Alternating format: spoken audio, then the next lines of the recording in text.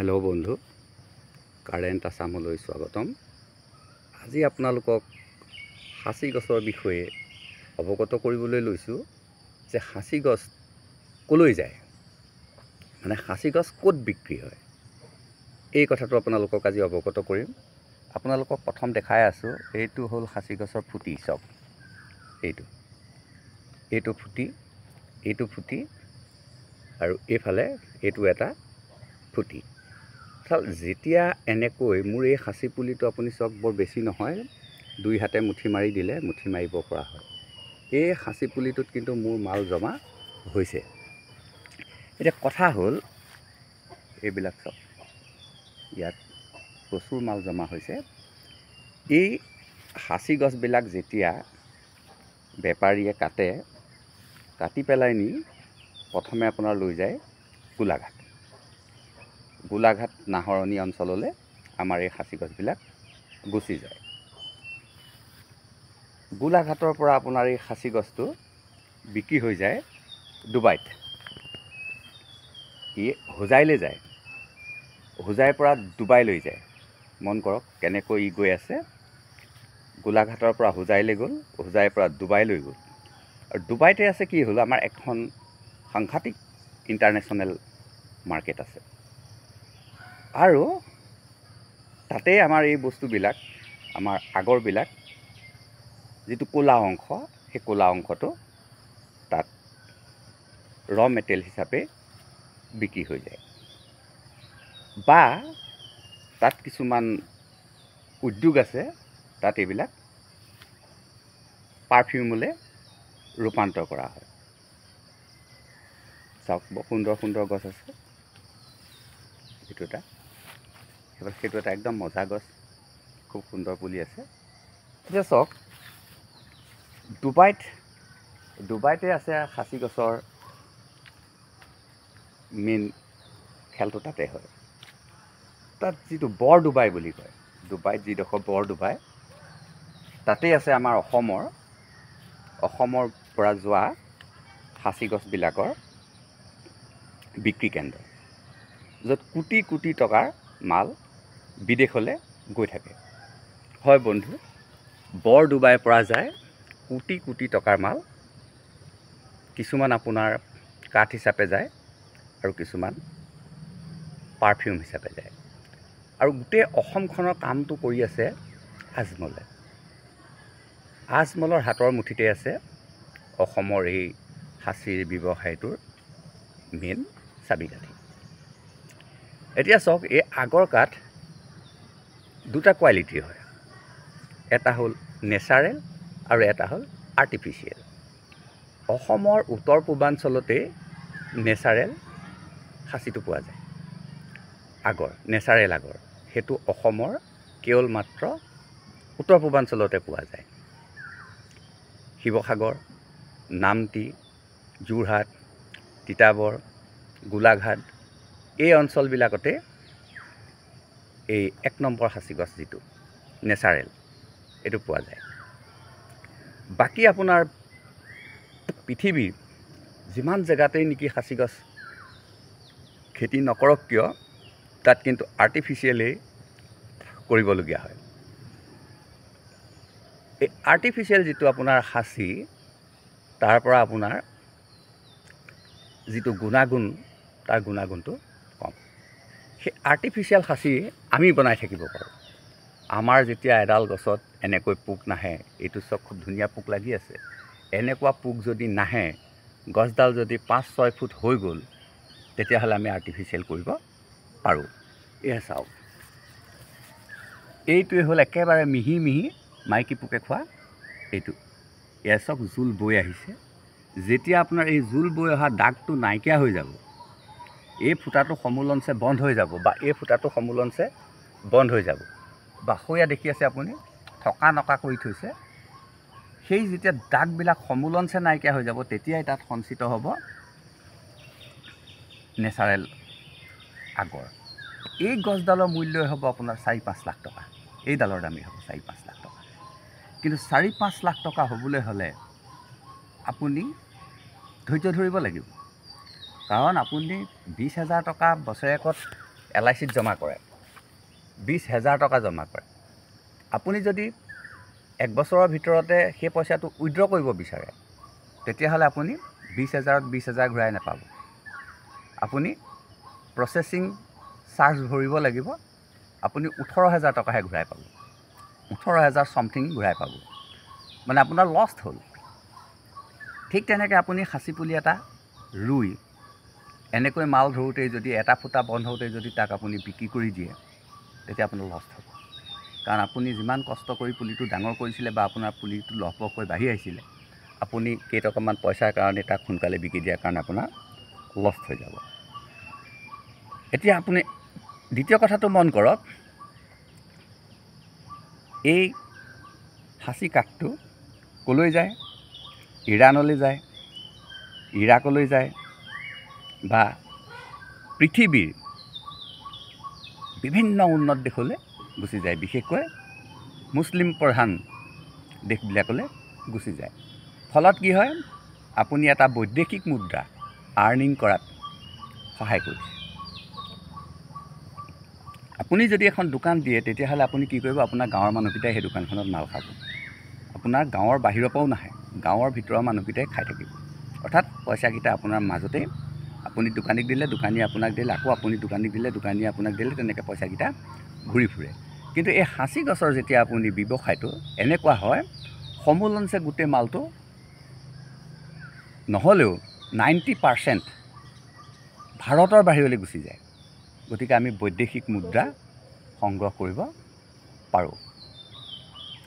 Hello' বন্ধু, এতিয়া হ'ল আমি এই সাঁচি গছ কেনেকৈ আৰ্টিফিচিয়েল কৰিব পাৰোঁ, সেইটো আমাৰ জনা দৰকাৰ হ'ব।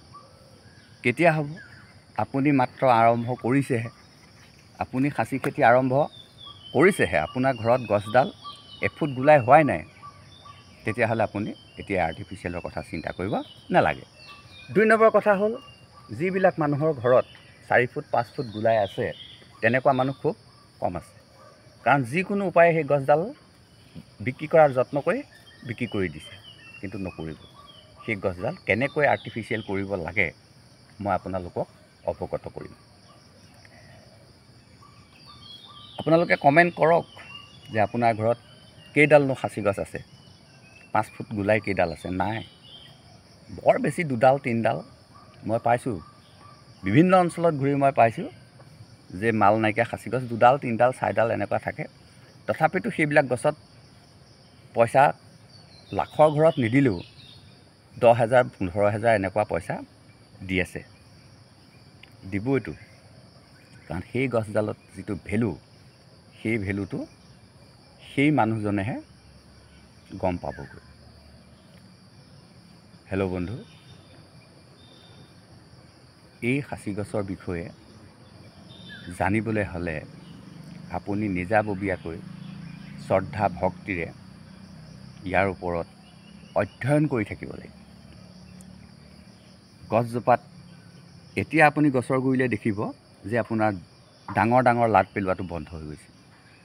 যিটো ডাঙৰ ডাঙৰ লাড, সেইটো আপোনাৰ বহাগ মাহতেই সোমায়। আৰু বহাগ মাহৰ পিছত ঠিক জেঠৰ আহাৰৰ প্ৰথম সপ্তাহলৈকে আপুনি দেখি থাকিব। কিন্তু আপোনাৰ আহাৰৰ 3য় সপ্তাহৰ পৰা শাওনৰ আৰম্ভণিৰ পৰা আপুনি এই মাইকী পোকটো প্ৰাদুৰ্ভাৱ দেখিবলৈ পাব। এতিয়া আপোনাৰ ঘৰত এই পোকটোহে আপুনি চাব, আপোনাৰ বাৰীত এই পোকটোহে এতিয়া আপুনি দেখিবলৈ পাব। কিন্তু চবতকৈ ডাঙৰ কথা হ'ল, এই ভালকৈ যদি লক্ষ্য কৰে, এই গাঁতটোত কিন্তু কেইটামান পৰুৱা সোমাইছে। এই চব দেখিছেনে? ইয়াত কেইটামান চব পৰুৱা সোমাই আছে। এই পৰুৱাটো আপুনি উঠিব নোৱাৰা কৰিব লাগিব গছজোপাত। আপোনাৰ গছজোপাত আমৰলি পৰুৱাই হওক, মেজাৰলি পৰুৱাই হওক বা গুৰি পৰুৱাই হওক, আপুনি কিন্তু এই পৰুৱা উঠিব নোৱাৰা কৰিব লাগিব গছজোপাত। যেনেকৈ আপোনাৰ এজোপা নাৰিকল গছ আছে, নাৰিকল গছজোপা আপোনাৰ গোটেই নাৰিকলবিলাক কেৰ্কেটুৱাই খাই শেষ কৰি দিছে, তেতিয়া আপুনি কি কৰিব? আপুনি এখন প্লেন চিট লৈ আনিলে, 5 ফুটমান বহল এখন প্লেন চিট লৈ আহি নাৰিকল গছজোপাত মাজভাগতে মেৰিয়াই গজাল মাৰি দিলে। তেতিয়া কি হ'ব? কেৰ্কেটুৱা আপোনাৰ উঠি যাবলৈ বিচাৰিব গছজোপাত, কিন্তু সেই প্লেন চিটটোৰ পৰা আগলৈ যাব নোৱাৰি ধুপুক ধুপুক তললৈ সৰি পৰিব, ফলত আপোনাৰ হৈ যাব, মানে বাচি যাব, নাৰিকলবিলাক বাচি যাব। এই সাঁচি পুলিটোত আপুনি পোক নোসোমাব, পোকটো খাব নোৱাৰাৰ কাৰণে কি কৰিব পাৰে, আপুনি বজাৰত আঠা পাই কিনিবলৈ, এখন প্লেট পাই নিগনি ধৰা, আপুনি সেই প্লেটখন আনি পেলাই দীঘল দীঘলকৈ কাটি গুৰিৰ অংশত আৰু যিমান পাৰে সিমান ওপৰ অংশত আপুনি লগাই দিয়ক, আৰু আপোনাৰ মাজৰ অংশটো বাচি গ'ল। 1 2 নম্বৰ, আপুনি আহঁত গছৰ আঠা, ভে গছৰ আঠা, কঁঠাল গছৰ আঠা, ছজিনা গছৰ আঠা, এনেকৈ যিবিলাক বিভিন্ন গছৰ আঠা আপুনি প্ৰায় 10-15 জোপামান গছৰ আঠা সংগ্ৰহ কৰক, আৰু তাত আপুনি আকণ আঠা দিবলৈও নাপাহৰিব, 2 টোপাল আকণ আঠাও দিব। মই দীঘলীয়া হোৱাৰ কাৰণে চব কৈ থকা নাই, যে যিমানবিলাক আঠা থকা গছ আছে আপুনি এই সৌৰা গছৰ আঠাও দিব, দি আপুনি গুৰিটোত এটা প্ৰলেপ দি থ'ব। হয় বন্ধু, ঠিকেই শুনিছে, গুৰিটোত এটা প্ৰলেপ দি থ'ব, মাজতো দি থ'ব, ওপৰতো দি থ'ব। তাৰ পাছত চাওক আপোনাৰ সেই গছজোপাত কোনো পৰুৱাৰ উপদ্ৰৱ নহ'ব। কিন্তু আপোনাক মই এইটো নেচাৰেলি কৰিবলৈ কৈছোঁ, কাৰণ আপুনি স্প্ৰে কৰি দিব পাৰিব, গোটেই গছডালত স্প্ৰে কৰি দিব পাৰিব, কিন্তু পোকটো তেতিয়াও মৰি থাকিব। গতিকে আমি এই গছডালক, সাঁচি গছ এজোপাত আপুনি লাখ টকা বা লাখ লাখ টকা বুলি ক'লেই নাপাব, আপোনাৰ তাত খাটনি আছে। এই গছডালত যদি পোক সোমাই গ'ল, মোৰ এইডালত সোমাইছে, কিন্তু মই একো দিগদাৰ নকৰোঁ সিহঁতক, কাৰণ কেলৈ মোৰ গছডাল সৰু, এতিয়া যদি পোকটো মৰিও থাকে মোৰ কোনো আপত্তি নাই, কাৰণ মোৰ গছডাল ডাঙৰ হ'ব লাগে, কাৰণ ইয়াত দুটা খুব ফাইন ফুটি সোমাইছে।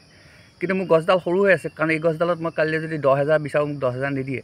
কিন্তু 10,000 মাল নথকা নহয়, 10,000 টকাৰ মাল থাকিব, কিন্তু সেই 10,000 টকা মোক নিদিয়ে, মোক 2,000 1,500 তেনেকুৱা পইচা মোক দিব। কিন্তু এইটো গছ বেলেগ এজন মানুহে বিকিবলৈ হ'লে 500 টকাত লৈ গুচি যাব, 500 টকাত লৈ গুচি যাব, বা বেলেগ এজালৰ লগতে এই টুকুৰাও লৈ যাওঁ বুলি লৈ গুচি যাব, আৰু তেওঁলোকে ইয়াৰ পৰাই বহুত হাজাৰ টকা কমনি কৰিব। গতিকে পৃথিৱীৰ বিখ্যাত অগৰু আপোনাৰ বাৰীত আছে, আপুনি কিমান ভাগ্যৱান চাওক, পৃথিৱীৰ বিখ্যাত এডাল অগৰু গছ আপোনাৰ ঘৰত আছে, এডাল থাকিলেও আপোনাৰ গৌৰৱ। কিন্তু এনেকুৱা যদি 10ডাল থাকে, আপুনি কোটিপতি মানুহ। কিন্তু আপুনি নজনাৰ দুখত বা মই নজনাৰ দুখত আমি এই গছবিলাক একেবাৰে পানী ৰেটত বিকি থাকিবলগীয়া হৈছে। গতিকে আপুনি জানি লওক, এই গছডাল মই কি কৰিম, এই গছডাল যদি মই আৰু পোক দেখোঁ, মই এবছৰৰ পিছত নিজেই কাটিম, নিজেই কাটি ইয়াৰ নিজেই মালটো উলিয়াই মই নিজেই জ্বলাম। কাৰণ জ্বলাই যেতিয়া অকণমান শ্বাস প্ৰশ্বাস ল'লেই যদি শৰীৰত প্ৰভাৱ পৰে, শৰীৰ যদি ফটফটীয়া লাগে, ৰোগ নিবাৰণ হয়, তেতিয়াহ'লে মই সেই বস্তুটো কেলৈ বিকি দিম। গোটেইখিনি কাটিবলৈ মোৰ দৰকাৰ নাই, এডাল কাটিম, এডাল কাটি মই তাৰ পৰা আগৰ উলিয়ামেই, আৰু সেই আগৰ জ্বলামেই, আৰু সেই আগৰৰ মই গোন্ধ ল'মেই। সঁচা নে মিছা মই প্ৰমাণ চাম। যদি ভাল জ্বলাইছোঁ, মই জ্বলাইছোঁ, নজ্বলোৱাকৈ থকা নাই, কিন্তু মই গছ কাটি সাধাৰণতে নাই জ্বলোৱা। মই কোনবিলাক জ্বলাইছোঁ, যেতিয়া সাঁচি গছ বিক্ৰী হোৱাৰ পিছত কিছুমান ডাল পেলাই থৈ যায়, সেই ডালবিলাকতেই কিন্তু সেই বস্তুটো পোৱা যায়, মই সেইবিলাক জ্বলাই চাইছোঁ। বেয়া নহয়, হয় ভাল লাগে, কিন্তু একদম ফ্ৰেছ জ্বলাই চাম। এই পুলিটোকে কাটিম, মই আপোনালোকক কাটোতে দেখুৱাম, ইয়াক মই কাটিম, ইয়াৰ পৰা কেনেকৈ মাল উলিয়াই মই আপোনালোকক দেখুৱাম, চুচি চাৰুকি মই ধুনীয়াকৈ আপোনালোকক মাল উলিয়াই দেখুৱাম, আৰু জ্বলাই দেখুৱাম। এই পুলিটোৰ দাম 10,000 বা 15,000 টকা হ'ব, কিন্তু মোকতো 10-15,000 নিদিয়ে, 1,500 টকা দিব। গতিকে মই ইয়াক কাটিবলৈ অকণো কুণ্ঠাবোধ নকৰোঁ, কিন্তু এইডাল নাকাটোঁ। এই গছডাল কিন্তু মই নাকাটোঁ, গছডাল ডাঙৰ হৈ আহিছে, আৰু ডাঙৰ হ'ব। আপুনি চাওক, এই গছডাল কাটিবলৈ মোৰ সাধ্যই নাই, কিন্তু এইডাল মই পাৰিম। এইডাল চাওক, এইডাল গছ মই কাটিব পাৰিম। কিয় কাটিব নোৱাৰোঁ, কাটিব এইকাৰণেই নোৱাৰোঁ, ইমান অভিজ্ঞ নহয়, সেই বিষয়টোৰ ওপৰত ইমান অভিজ্ঞ নহয়, মাত্ৰ সাহস। কাৰণ নিজৰ বাৰীৰ বস্তু নিজেই কাটিম, এইটো সাহস। এইটো চব ফুটা।